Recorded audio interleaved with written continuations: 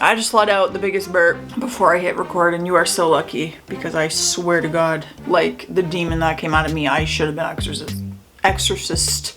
That's not a word. It's not a word. I should have had an exorcism. Anyways, we're checking out like vacation horror stories, and I'm going on vacation in 5 days. I will be going to Cuba for a week. Oh, I thought I had another demon. Anyways, let me know. Have you ever had a vacation horror story? I definitely have. Oh, I definitely have. You know what? I'm not gonna share that. It's a pretty sensitive subject, but anyways. Yeah, I'm going to Cuba, and don't you worry, I will not be missing a frickin' upload. I have filmed. Ask me how many videos I filmed in the last 3 days. 15. Because I'm trying to film ahead so I don't miss a day when I'm on vacation. My videos will be coming your way. So don't say I don't like you, okay? Number 1, the hotel. Oh boy. My family and I stayed in a hotel. Can I even call it that? With bats in the ceiling, poop on the walls, and we had to use bath towels for blankets. Like at that point, I think I would rather sleep outside. How is this place even legal? I would be calling immediately. Health and Safety Board, get down here. 911. I'm literally sleeping in feces. Like, where was this? Tell us the hotel name so none of us go there, please. The cow. A cow fell off. A cow fell off a cliff in Cornwall. Oh, and splatted on the beach. 100 feet below. My sister was a sensitive soul, and in the depths of teen angst hadn't noticed. We never spoke about it for years. Oh my God. That just made me so sad. And I know you're like, you probably eat burgers. I do. But I don't want a cow to fall off a cliff and splatter on a beach. I get it. I have such a big heart for animals, yet I eat them. I get it. It's weird, but that is so sad. Oh my God, the poor cow. I'm not gonna eat burgers for like a little bit now. I'm gonna be so sad. Like, make it make sense. Why do we have such a strong like love for animals and a care for them, and we don't want to like see them get hurt in movies and stuff? Yeah, we eat them. And they obviously have to endure some sort of hurt in order for us to eat them. Like, I don't get it. The gone off milk drama. Once on a family vacation to Disneyland, my brother and I ordered milk for breakfast before heading out for the day. We both took 2 sips and then stopped because it tasted weird. My mom didn't believe us and made us drink all of it. Oh no, because it was a $6 glass. On the drive to Disneyland, I started feeling very ill, but my parents thought I was just car sick and gave me a sick bag. I threw up everywhere. Then my brother did. When we got back to our car in the evening, my brother slid into the back seat and landed in a pile of vomit. Turns out I hadn't quite got it all into the bag. My rotten milk puke baked in the sun in the car for 8 hours. Thank God it was a rental because it still smelled like throw up when we returned it 7 days later. Ew. Ugh. The only like sour milk story I have is that one of my best friends, when we were in high school, she always got her lunch from the cafeteria and she would drink a carton of milk every single day. She loves milk. So we sat down for lunch and she opens her milk and she takes a big gulp of it and it's chunky. And she like projectile vomits it out of her mouth and just started screaming. And it was like, ugh. It was so gross. I remember seeing the carton after and it was so chunky. But she just like opened it and took a swig, you know, like, yeah. The bad plumbing incident. Well, that's never a good time. One time I went to the Virgin Islands with my family and my best friend for 2 weeks. We rented a house and one bathroom had really bad plumbing. One of us took a poo and I can't not laugh anytime I see the word poo in a story. And like the fact that I'm sitting here reading a poo story to the internet, it's such a weird thing. One of us took a poo and clogged the toilet, and so we left it in the toilet for about a week. But then it began to stink up the room. Long story short, some bare hands were stuck into a toilet and we lost a fly swatter. Listen, I get desperate times call for desperate measures, but bare hands. There's so many options. You could take a sock and put it on your hand. Anything. Bare?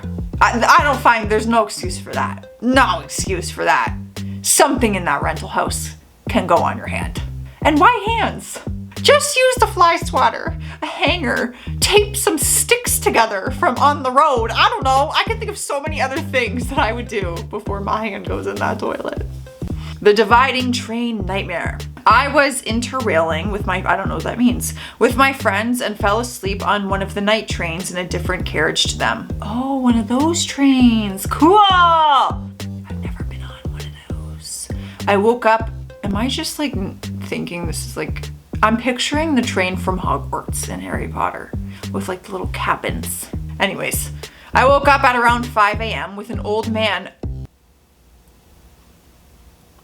I did not expect this. Rubbing my bare feet on his junk, we will say. After running away from him and unable to find my friends, I spoke to a conductor who explained to me in broken English that my friends were on end of the train going to Austria, but I had ended up on the part of the train going to Bratislava. I'm probably saying that wrong. I ended up stuck in Bratislava with no shoes, no money, and a dead phone. I had accepted death until a couple took pity on me and helped me to get a train back to Austria. It was the worst night of my life. That is such a nightmare. That is so scary.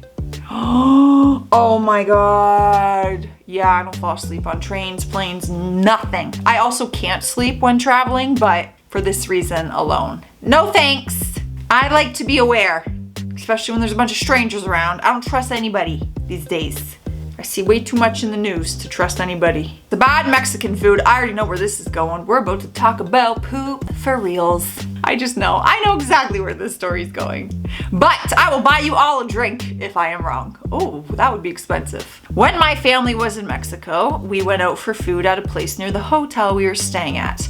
On the way home from the restaurant, I got out of the car 4 times to throw up. Then my brother and sister started throwing up. The food poisoning was so bad that I wasn't even able to swallow medicine or even a sip of water. Yeah, right when I saw bad Mexican food poisoning.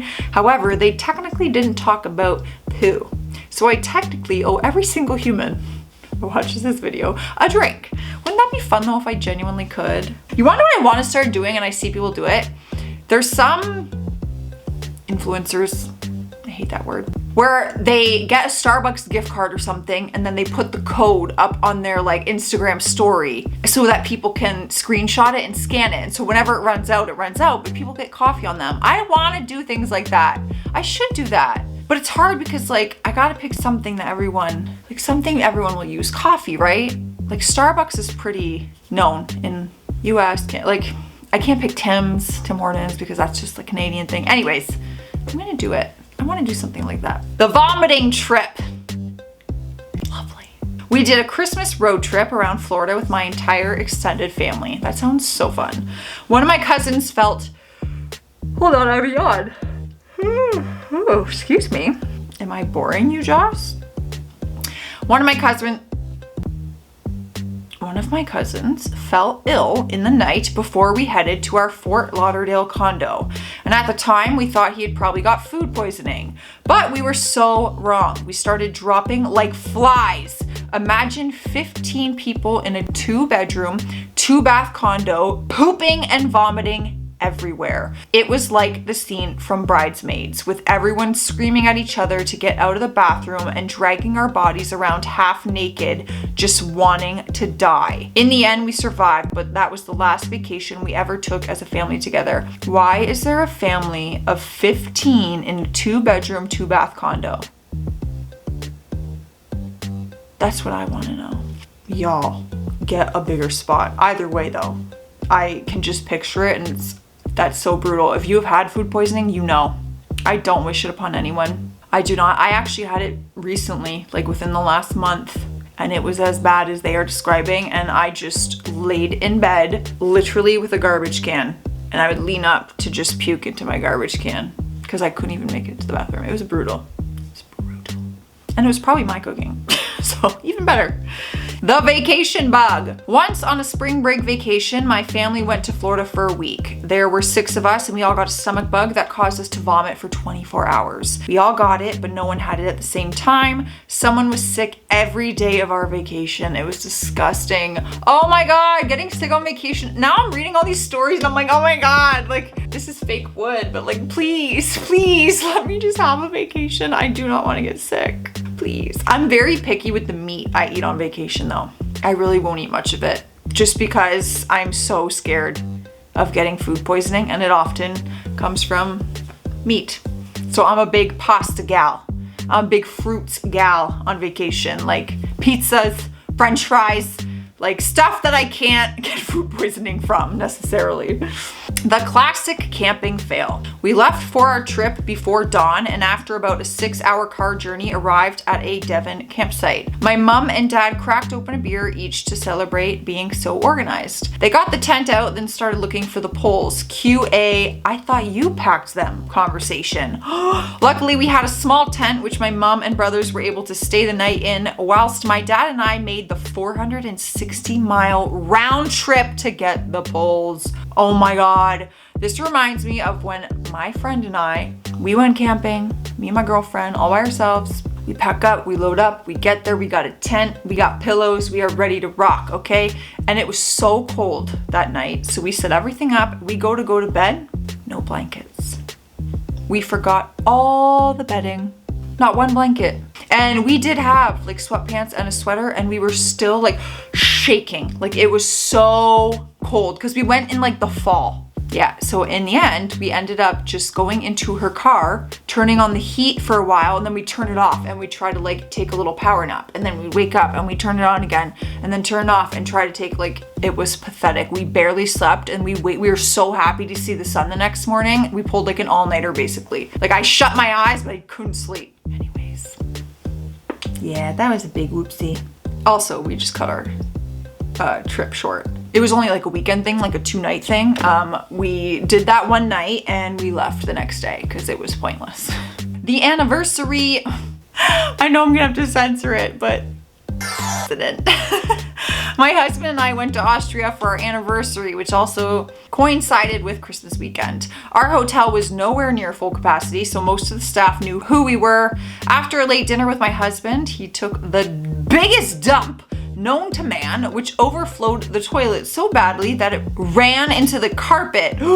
What did he eat? We called the concierge and they sent someone up to give us a new room while we hid around the corner out of embarrassment. We grabbed the key, found our suite, and made ourselves scarce for the rest of the trip. I couldn't even bring myself to check out from the concierge because I know for certain that he knew exactly who destroyed their room. How do you explain that? Oh, hey, I just took a big dump, plugged the toilet, and like some of that dump water is now leaking into your carpet that you're probably gonna have to get professionally cleaned and maybe replaced.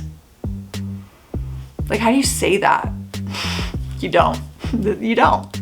You run and hide. The broken elevator. Oh God. My family and I were on vacation in Paris. After a long day of walking around, we didn't want to take the stairs back to the 7th floor, so we all squeezed into the tiny elevator. After about 1 floor, the elevator stopped. We pressed the emergency button and the poor woman on the other end couldn't understand anything we were saying. My family and I were stuck in there for about an hour. We were finally saved, but we had to crawl out with the chance of being cut in half. The elevator was broken for the rest of our trip, so every day after that we had to take the 7 flights of stairs to our room. That's horrifying. I feel like that's everyone's biggest fear when they're in an elevator, is it stopping. I got stuck in my condo elevator.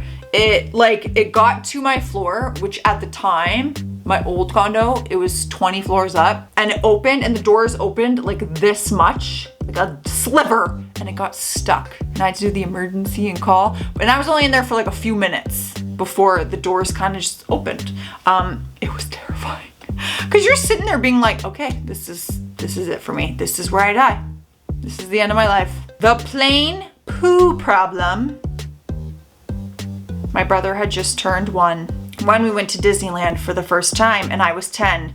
I was sitting on the plane beside my mom and my brother started screaming. We thought it was because his ears were popping, but it turned out he had the worst diarrhea ever. It was everywhere. On the seat, on my mom, on my brother. The flight attendant brought us club soda to fix the problem and a garbage bag and paper towels. They wouldn't let my mom get up because the seatbelt light wasn't off yet. She made holes in the garbage bag and tied it at his waist, sat him on her lap and waited. Worst flight ever, but it's completely laughable now. Oh, that is the worst flight ever. Oh my God, just let her get up. I would risk my life. I would risk my life than rather sit there with that. Like, I'll take the blame. If anything goes wrong, I stood up without my seatbelt. Anyways, let me know your vacation horror story, you guys. I want to know, and tell me where I shouldn't go. Please. I'm getting out of here. Stay classy out there, stay sassy, and I'll see you tomorrow.